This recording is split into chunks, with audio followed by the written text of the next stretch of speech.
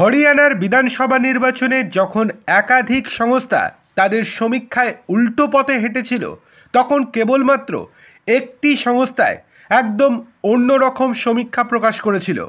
যে সমীক্ষায় তারা দেখিয়েছিল যে সেখানে জয়লাভ করবে বিজেপি।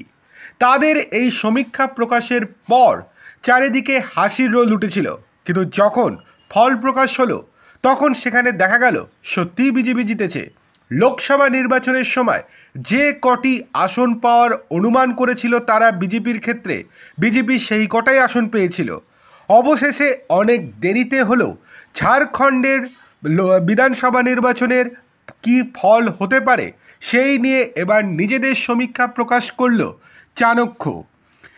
ঝাড়খণ্ডে দুদফায় সে রাজ্যে 81টি আসনে ভোট হয়, সংখ্যাগরিষ্ঠ আসন সংখ্যা 41। চাণক্যর বুথ ফেরত সমীক্ষা বলছে সেই রাজ্যে বিজেপি জোট পেতে পারে 45 থেকে 50টি আসন। অন্যদিকে জেএমএম এবং কংগ্রেস জোট 35 থেকে 38টি আসন পেয়েই সন্তুষ্ট থাকতে পারে বলে জানাচ্ছে এই চাণক্য সংস্থার বুথ ফেরত সমীক্ষা, যা নিঃসন্দেহে চাপ বাড়াতে পারে রাহুল গান্ধী এবং হেমন্ত সোরেনদের। অন্যদিকে মহারাষ্ট্রের ক্ষেত্রে কি অবস্থা?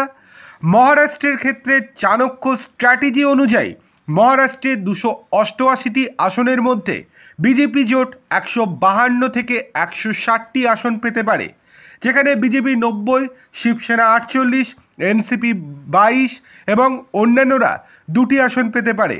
অন্যদিকে কংগ্রেসের মহাবিকাশ আঘাদি পেতে পারে 130 থেকে 138টি আসন,